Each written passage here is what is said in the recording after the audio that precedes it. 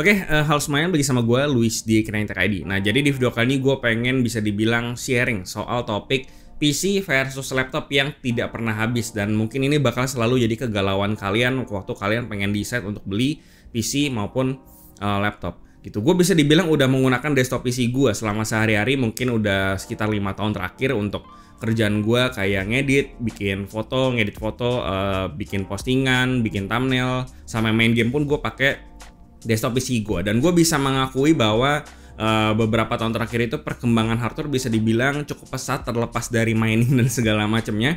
Terutama di sisi hardware laptop yang digunakan zaman sekarang itu mungkin bisa dibilang beberapa udah ada yang bisa mengejar performance desktop PC gitu. Nah, kebetulan gue lagi kedatangan satu buah laptop yang bisa dibilang spesifikasinya itu cukup ngeri gitu ya. Dan gue cukup penasaran kira-kira kalau misalkan pekerjaan daily gue yang darinya di PC, kalau dipindahin ke laptop itu experience-nya bakalan kayak gimana. Dan sebenarnya tujuannya itu untuk bisa semoga memberikan gambaran ke kalian kira-kira lebih baik di tahun ini beli laptop atau beli PC gitu, terutama kalau ngomongin soal performanya. Nah, laptop yang akan jadi bahan percobaan gue di sini adalah MSI Raider GE76 yang dimana secara spesifikasi ini cukup ngeri, bahkan lebih tinggi daripada spesifikasi dari PC desktop yang biasanya gue pakai sehari-hari. Nah, laptop ini CPU-nya pakai Intel Core i9 12900HK yang dimana dia ini CPU unlock, jadi bisa digeser-geser atau ditweak sedikit dibandingkan dengan yang biasa.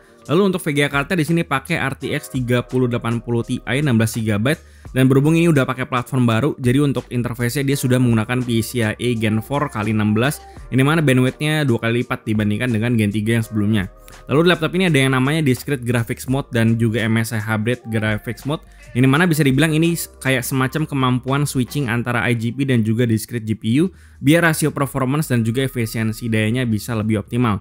Dan di sini kita bisa tweaking sedikit core clock dan juga memory clock dari sisi CPU dengan MSI Center kalau kalian memang mau coba pakai ini untuk dapetin performa yang lebih dari bawaannya. Lalu untuk memorinya di sini pakai total 64GB dengan speed 4800 MHz. Lalu untuk storage-nya pakai 2TB SSD PCIe Gen 4x4 gitu. Jadi spesifikasinya memang bisa dibilang ngeri banget lah.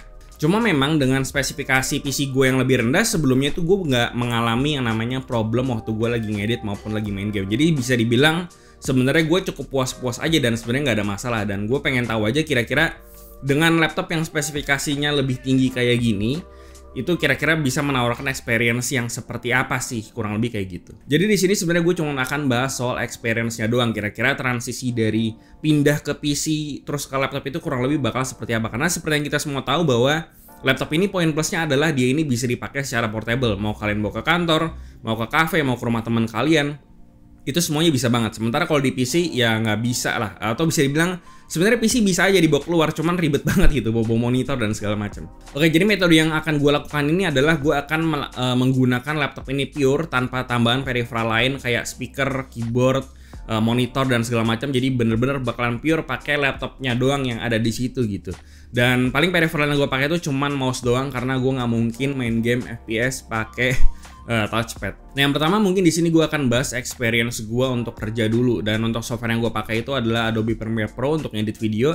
Dan perbedaan yang paling kerasa waktu gue pindah dari PC ke laptop itu tentu saja adalah ukuran layarnya yang dimana sepertinya memang agak sulit untuk menggantikan posisi monitor dan pindah ke layar yang lebih kecil seperti di laptop. Meskipun sebenarnya laptop ini size-nya itu 17 inch, jadi bisa dibilang nggak kecil juga karena laptop kebanyakan yang gaming juga itu mungkin ukurannya kebanyakan sekitar 15 inch yang bisa dibilang lebih kecil. Jadi kalau misalkan ngedit video pun kalau di compare-nya sama laptop yang lain memang lebih enak yang di 17 inch kayak gini, karena untuk ngedit video, preview, buka-buka sequence dan segala macam itu bakalan lebih enak. Cuma meskipun begitu, kalau kalian pengen pakai monitor secara terpisah biar lebih lebar, ya tentu aja kalian selalu bisa colok si laptop ini ke monitor eksternal dengan HDMI, USB-C maupun mini DP gitu, supaya ngelihatnya bisa lebih lebar atau untuk ngedit juga bisa lebih lebar. Oh ya, selain itu di bagian belakangnya itu ada port Thunderbolt yang dimana ini bisa dimanfaatin untuk macam-macam, mulai dari display itu bisa, buat copy storage juga bisa, karena dia udah pakai Thunderbolt 4 yang bisa sampai speednya itu 40 Gbps. Jadi kalau misalkan kalian punya storage yang cukup kencang yang mendukung Thunderbolt,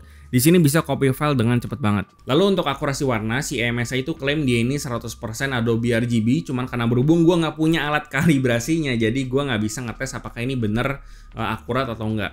Nah, cuman sepenglihatan mata gue perbedaannya bisa dibilang nggak terlalu signifikan atau nggak terlalu mengganggu kalau dibandingkan sama monitor gue yang udah dikalibrasi. Mungkin perbedaannya dari sisi kontrasnya aja sih dari sepenglihatan mata gue, cuman nggak mengganggu keseluruhan experience gue waktu ngedit di laptop ini dan pas lagi color grading.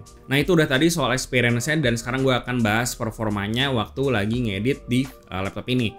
Nah, di sini karena berhubung VGA card-nya itu kencang banget menggunakan RTX 3080 Ti, jadi otomatis gue akan menggunakan B-roll dengan resolusi 4K di sini supaya gue tahu kira-kira performanya untuk preview itu seperti apa. Dan gue di sini ngeditnya menggunakan full resolution, jadi nggak gue half dan gue nggak encode juga ke file yang lebih kecil biar gue tahu performanya sebagus apa gitu waktu pas lagi preview. Dan selama gue preview pun gue nggak ada masalah, gue nggak ngalamin crash, gue nggak ngalamin nge-lag, frame drop dan segala macam. Kalaupun nge-crash itu juga ulahnya Windows Update ya seperti biasa.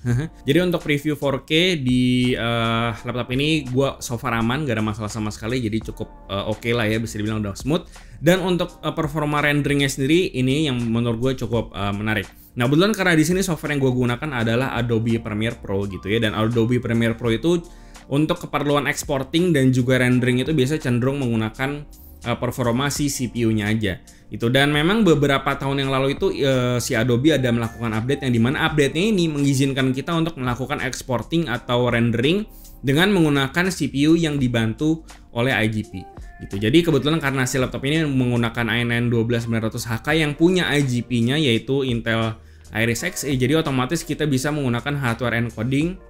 Jadi ekspornya menggunakan CPU dan juga IGP-nya, jadi performanya bisa lebih cepat dibandingkan dengan software encoding yang cenderung menggunakan CPU doang. Nah, nggak usah deh gue bandingin performanya sama PC gue karena udah tua juga. Perbedaan performa rendering antara software encoding dengan hardware encoding pun sebenarnya udah cukup jauh. Dengan software encoding itu render video 1080p durasi 10 menit itu makan waktu kurang lebih sekitar 3 menit. Sementara untuk di hardware encoding yang dimana dengan CPU dan juga IGP untuk renderingnya itu cuma makan waktu sekitar 1 menitan doang. Jadi bedanya itu hampir 2 kali lipat lah lebih cepat. Oleh karena itu menggunakan CPU yang pakai IGP itu sebenarnya lebih beneficial buat editing video dan juga rendering di Adobe Premiere Pro. Oke, tadi udah soal produktivitas, rendering, preview footage dan segala macam udah aman, dan sekarang gua akan bahas soal gamingnya. Nah, berhubung di sini bentukannya sudah ngeri dan juga secara spesifikasi juga udah ngeri banget, jadi gua rasa gua nggak perlu jelasin lebih panjang ini bisa ngapain aja, bahkan sampai benchmarknya gua rasa udah nggak perlu gue jelasin lagi. Yang jelas sih intinya monitor ini punya layar 4K dan juga refresh rate 120Hz. Jadi kalau kalian pengen mainin game AAA, kalian pengen nikmatin pemandangan yang ada di game yang kalian mainin dan segala macamnya, itu udah bisa banget di laptop ini dengan nyaman, dan bahkan high preset pun harusnya juga nggak ada masalah. Nah, selain itu kalau untuk game kompetitif sendiri karena dia ini 4K dan sebenarnya bisa-bisa aja mainin game kompetitif di 4K, cuman mungkin gue akan lebih menyarankan untuk kalian bisa menurunkan resolusinya ke 1440 ataupun 1080p. Karena untuk game kompetitif sendiri itu biasanya kita mementingkan yang namanya kecepatan atau frame time yang tepat biar kita ngeliatnya juga lebih enak gitu. Jadi gue mungkin lebih menyarankan untuk turunin resolusinya biar kita dapetin average frame time yang lebih tinggi juga gitu ya. Dan ya kurang lebih harusnya udah nggak ada masalah lah untuk main game. In case kalau kalian pengen ekstra performa, di sini gue mungkin akan kasih lihat sedikit gimana caranya kalian manfaatin si i9 12900HK. Karena kebetulan dia ini unlock dan kalian bisa pakai tools kayak Intel XTU atau kalian bisa pakai juga MSI Center, itu juga bisa. Dan berhubung ini laptop, jadi memang dia nggak bisa se-fleksibel kayak di desktop dan kalian cuma bisa geser-geser base clock dan juga VRAM-nya doang di MSI Center ini kalau kalian pengen dapetin performance ekstra. Terlepas dari spesifikasi laptop ini yang bisa dibilang tinggi banget gitu ya, gue bisa simpulkan bahwa pengalaman gue selama kurang lebih 1 minggu ini pindah dari PC ke laptop itu bisa dibilang hal yang gue kompromi itu cuman dari sisi layarnya doang.